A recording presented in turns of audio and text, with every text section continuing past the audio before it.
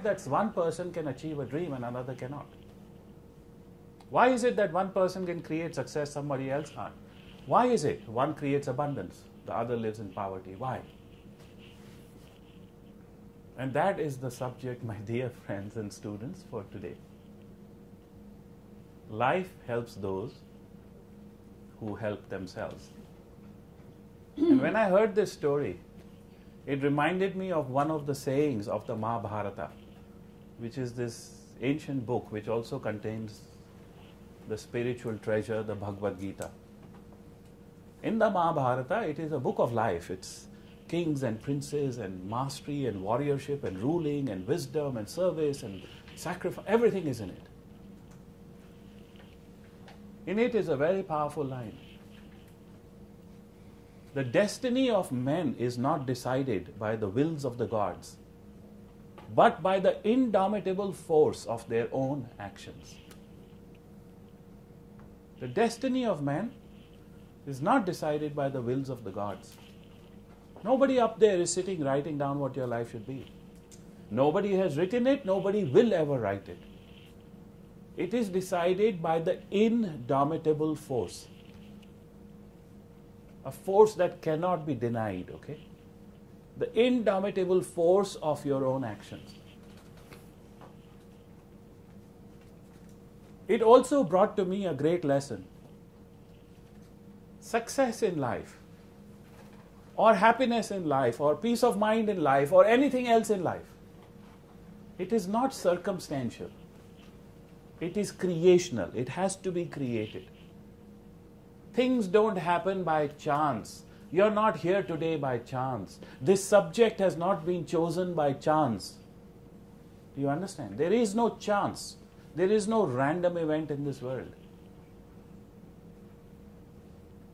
These events are not circumstantial. They are creational. Success is creational. It is to be created. It doesn't depend on circumstances. So what is it? What is the science? I want to know that.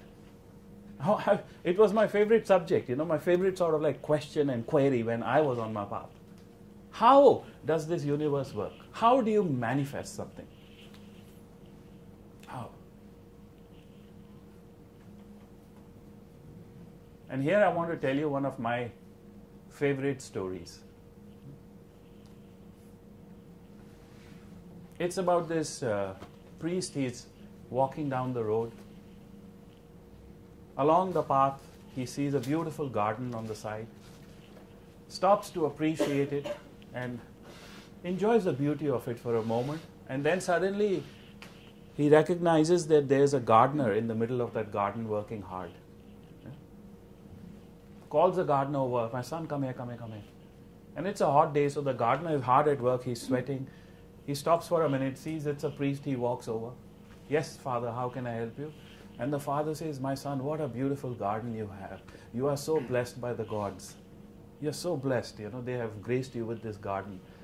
And the gardener says, "What do you mean? God didn't grace me with this garden. I made it myself. I made it myself." But the priest said, no, my son, please do not say that. That is your ego talking, you see. Everything in this world is given to us by heaven or by the gods. Everything. So you must give your blessings, you must give your grace, you must acknowledge everything has been given to you. God has been kind to you. And again he says, no, I made it myself. I've been working at it for years. But the priest doesn't listen. So the gardener thinks for a minute about what the priest said. And then he says, "Okay, Father, you know what? I hear what you say, but I don't agree with you. You should have seen this garden when God had it all to himself. You should have seen what it was then. In other words, to say there was nothing here, right? I am the one who came here with my hard work and created the garden." Now, I want to take you today into the deeper lessons of this story. Of course, on the surface level, the lesson is simple. The garden, which is the thing of beauty that the priest is appreciating, has been created by the hard work and the efforts and the karma of the gardener. Right? Let's look at some deeper lessons. So the gardener did all the hard work there. But tell me, Did the gardener create the soil? Did he create the earth he works in to create that garden? No, he didn't.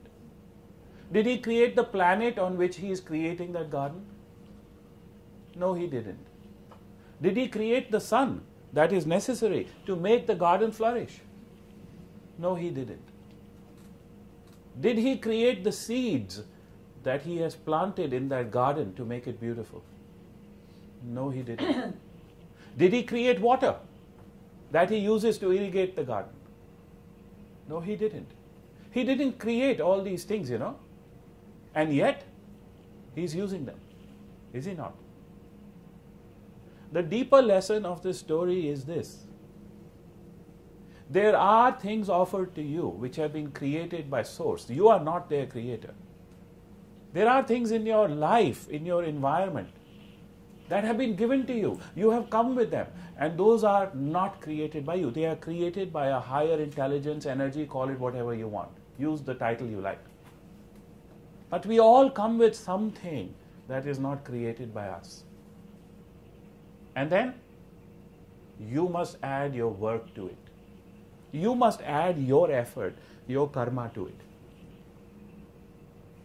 That is your responsibility. So it is not right to say that the gardener is 100% responsible for creating that garden. It is also wrong to say that it is God who gave the garden to him. The truth of life is this.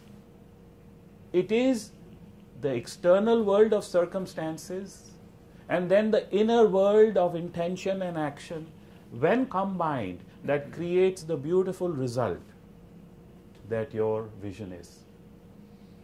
Together, God and the gardener create the beautiful garden, not one of them.